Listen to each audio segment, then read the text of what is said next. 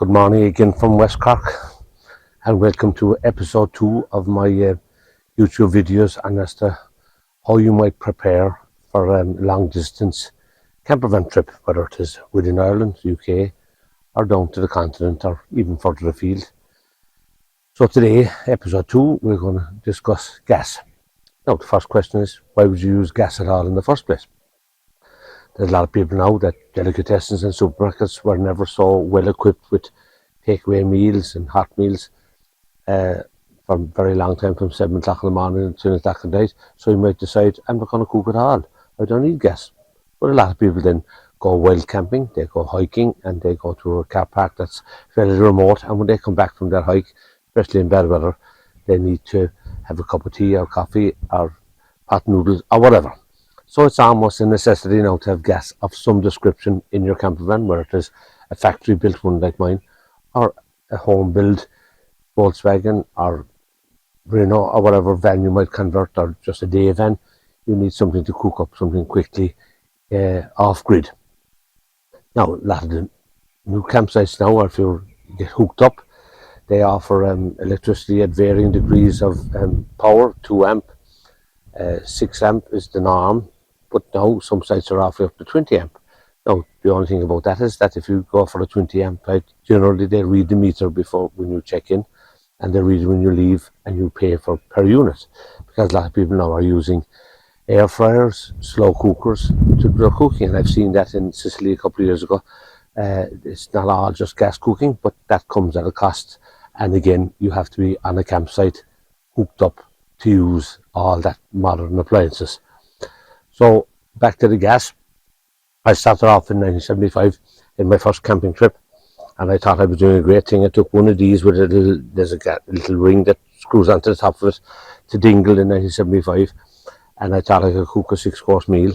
And soon I discovered that the potatoes were only after getting warm in the pot when the gas was gone. I don't know what I was thinking.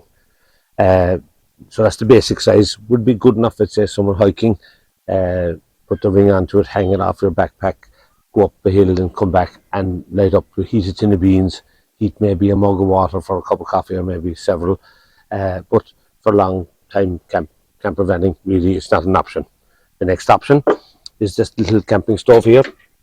A very handy little yoke, and I've seen them in use, and people doing the all-day breakfast on it, on a couple of rowing events now. The Commercial Rowing Club are involved in, and there's a canister that goes into it, and these canisters are widely available in various makes, and these little portable stoves are widely available as well, and you can control the heat in the front or whatever. So they're very popular too. You might get away with a week, one meal a day maybe, with one of those, with one canister, and if you have a few spares with just somewhere safe, you could survive quite happily. So we move beyond then. The next level up then is camping gas. GAZ is probably originally a French company, widely available in France, obviously enough, and in Ireland. There's loads of dealers. Cork Gas Centre in Cork stock all the bits, and other places as well. But they're about 9 litres of gas. They contain probably half the size of your standard household gas, and quite good for Volkswagen and similar conversions where space is at a premium. I'll show a picture of that there now in the link, because I didn't find anyone locally this morning when I was gathering up my props for my video. Now, I should say before I go any further that gas should be treated with the utmost respect. Most of the conversions these days have to have a gas-proof locker. This my gas setup here. The 2 bottles are on the outside of the vehicle. There's holes in the bottom of the storage for any gas leakage to drop out onto the ground and not cause any problem inside. When we were on holidays last month there, I saw a few homemade conversions, builders vans and that type of thing, with the gas bottle and the ring inside the vehicle. Not a good idea. Professional advice is always good to get before you do your own conversion. The gas ideally should be inside in a gas-proof locker. There's a metal box with a rubber seal on the door, and that's your gas is inside that, with a hole down through the floor of the van out onto the ground again. So if you have any leak, and the most important of all, at night time before you go to bed, turn off the valve on the bottle, so that you're minimizing, where possible, any possibility of a leak during the night. No motorhome of any size, conversion or not, or factory built, should be have CO2, the silent killer, or even indeed a combined CO2 stroke LPG alarm to alert you if there was any issue during the night when you're conked out. So then, having deal with the smaller ones and the safety aspect of it, the next size up then is the bigger bottles. This is your standard Irish bottle.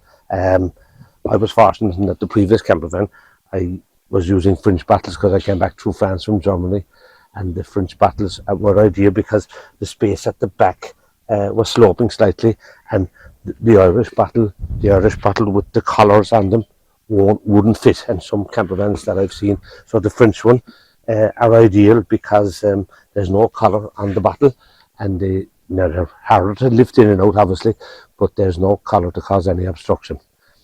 Now, you're going to ask the question then is, what happens when your gas runs out? In Ireland, with the French stroke German, it's the same one in Holland and Belgium as well, widely used all over the continent. A threaded fitting onto the bottle. Well, what we do here is that we're only an hour and maybe an hour and a half from the Keller plant in Whitegate, and I take down the bottles down there every maybe year whenever they run out, if I'm not on the continent when they run out, and I get the bottle filled up below in Whitegate. You wait about 10 minutes, quarter of an hour, and the bottles are refilled. Now, last year we were lucky on our way back in Croatia. The gas ran out almost at the end of our trip, and I got 2 new bottles in France, because that's an important thing, because Keller or any other refillers won't fill the bottle unless it has been tested in the previous 10 years. So I got 2 newly painted, tested ones in France in the Super U supermarket on our way up through France last year. So I'm good for another 9 years now of 2 tested bottles thing. And we had enough gas now. We left home with a full and maybe half full bottle leaving back in May, and we arrived back cooking 6 days a week and not running out of gas. Now, in Spain and Portugal, if you do run out of gas, you've left home with a UK bottle or an Irish bottle or French bottle, whatever make you have, and you run out, your next problem then is getting, you can't get them refilled as you would easily in Ireland. So the next time you maybe need Spain. Lucky enough, Spain have the same, and Portugal have the same gas system as we have in Ireland. They're push on fitting that goes onto the bottle. So your problem then is that you have no empty bottle to take to the gas station or the filling place or the petrol station that stocked them. You have no empty bottle. Now, I was lucky in 2015 when I was scrambling and scratching my head, and I was able to see one day near a skip that was being chucked out, and it was all dust and straw and everything. But I went to the Repsol station in Spain with my empty bottle. He gave me a full one, and away we went. And then, luckily enough, I was after taking with me an adapter. This is an adapter to go from Irish and Spanish and Portugal to the French stroke German bottles that I have in here. So those hoses go onto this fitting, and so I put this onto the bottle then. Now, that theory then as well is tested, because you now have 3 bottles now.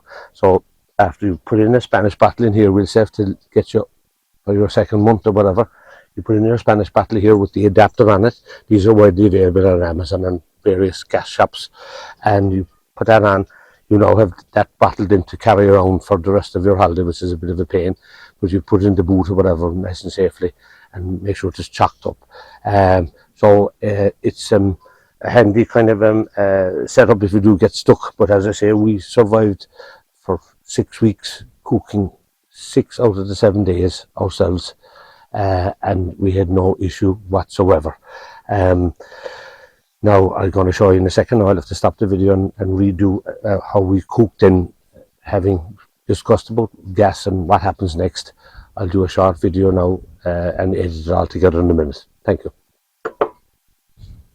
You have all your gas sorted of whatever type you go for, and the length of time that you need it for is cooking. Now, we have a 3-burner ring within the vehicle, but I can tell you now that when you're at temperatures of nearly 40 degrees in Spain and Portugal, cooking inside in the vehicle, whether it is professionally built, factory built, or your own home conversion, is not a good idea, because you're already trying to keep the temperature down.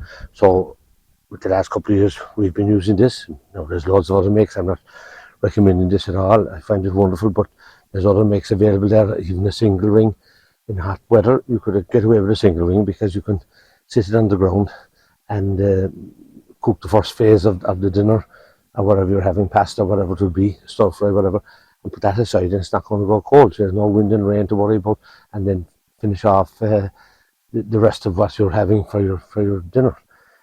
This is brilliant, this one, because you can cook saucepan in it, whatever you want to put a saucepan in it. But it came as well with these 2 plates. One has a griddle plate in it, ridge, which is lovely for steaks or burgers or whatever, fish or whatever, and this here for kebabs or whatever you want to cook.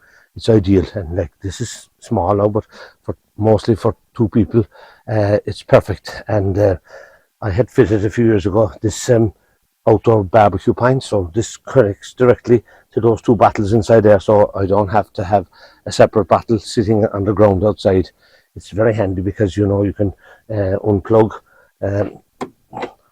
at any time and put this away into the boot, and away you go. I've seen a few people, even with big camper vans there in Spain last month, and they're having a separate one of these bottles full out on the ground, which we have to store and carry, and it's heavy enough to be trying to fit in the danger of a movie about when you're driving. When for relatively small money you could fit an outdoor gas pint and close it up, and you don't have to worry about taking a 3rd bottle with you on your holidays. As I say, there's various means. Keeping the heat out of the camper van in a hot climate is essential. So they're my tips about gas, and if you have any questions, you can put them in the box below and give me a thumbs up or down, whatever. And the next episode I will be doing probably next week now at this stage will be on electrics, about what type of leads that you may need, and the different standards that some campsites have and haven't, as the case may be. So I hope you enjoyed watching it, and as I say, if you like the video, give me a thumbs up or whatever, and we'll talk to you again probably next week now, and I'll give you about the electrics.